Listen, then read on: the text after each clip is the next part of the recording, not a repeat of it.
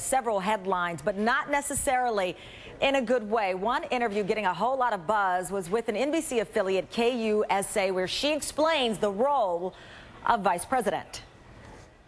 They're in charge of the United States Senate, so if they want to, they can really get in there with the senators and make a lot of good policy changes that will make life better. So here's the problem that's not exactly true. The vice president's primary role in the Senate is to cast a tie-breaking vote, and that's just the tip of the news iceberg, you could say. Michelle Bernard is president of the Independent Women's Voice and MSNBC political analyst, and Jim Warren is also an MSNBC contributor. Thank you both. Michelle, I'll start off with you in this answer she gave. It was a reporter, but it was asked by a third-grade student. Is this a problem, or is this just another thing to throw on the pile? Well, it is a problem simply because it's another gaffe, and quite frankly, Governor Palin doesn't need any more gaffes to throw onto the pile. She had that very difficult week where she gave some very difficult and troubling answers in her interviews with Katie Couric. So when you add this onto the pile, some would argue that it's sort of reminiscent of Dan Quayle and his inability to spell, I think it was either potato or tomato correctly in response to questions asked by some young children. But on the other hand, if you look at Governor Palin and these rallies that she goes to, she has really energized the Republican base, and there are still very, very many people who are very excited about her being on the McCain ticket. All right, well, let's talk about, Jim, some of the numbers that came out of this new NBC News poll that we've been talking about. They asked folks if Governor Palin was a drag on the ticket. 38% had a positive reaction, 47% had a negative. And the question of if Palin is qualified to be president, 40% say she's qualified, 55% say that she is not qualified. I want to play a quick soundbite of something that Governor Palin has been saying on the campaign trail about Barack Obama. I do want a president who is ready to lead on day one. I want a president with the experience and the judgment and the wisdom and the truthfulness to be able to meet the next international crisis, or better yet, to avoid the next international crisis. Wow. So, Jim, are they walking into the lion's den with having her use that attack line when you look at the numbers from this poll? Yeah, I don't think particularly, given the audience she's speaking to. I mean, she's preaching to the choir there, I think. Yeah, but it's played on a national stage. I mean, these campaign rallies are being carried by cable news all day long, so where in the past it might be heard just by the folks in that small town in Virginia, these things are being played everywhere, including the internet.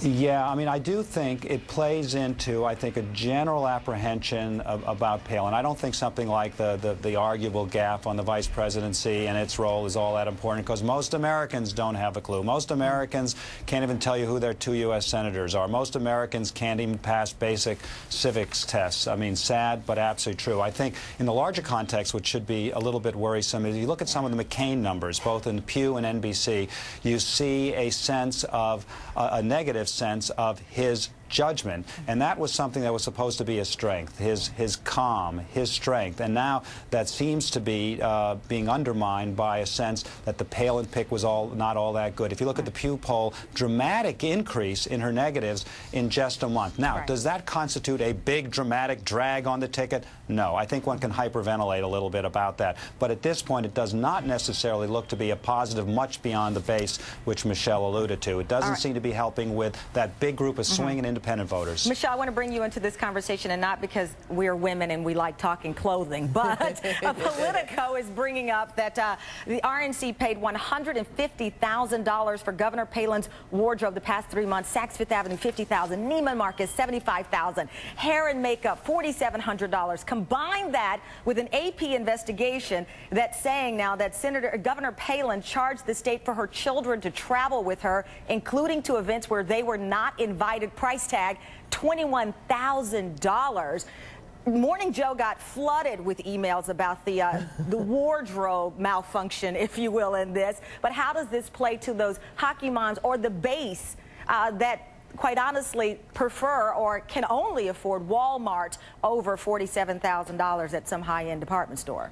Well, it's interesting, but it's an interesting fact, and when people throw numbers out there, I'm sure there will be people who are appalled that in this economic environment, this kind of money is being spent on Governor Palin's wardrobe. But quite frankly, I think most people are going to, it's sort of interesting for maybe 20 or 30 seconds. I think most people are going to completely ignore what the RNC is spending on Governor Palin's wardrobe because, quite frankly, they're worried about how to pay for gasoline, how to pay for tuition, how to pay for groceries, and how to get through this economic crisis. I think voters are really focused on who to vote for on November 4th and what the RNC spends on her wardrobe. I don't think most voters are really going to care about. And I should quickly point out that all go due ahead, respect, Jim. Go ahead. All due respect, Michelle, I think in the context of polling, which also shows that a lot of Americans, a big Chicago Tribune poll this morning, say they're a lot worse off economically than a year ago. Again, that sort of fits into the larger sense that maybe this wasn't that big a pick.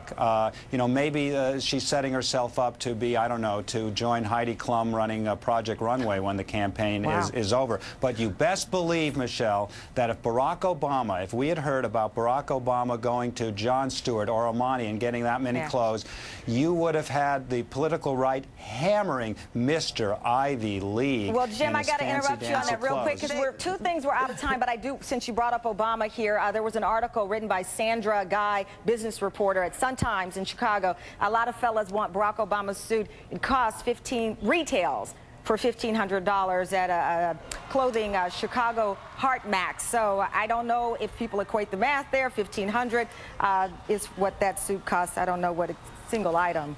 And Tamron, I might add. Also, we have not seen anyone complaining about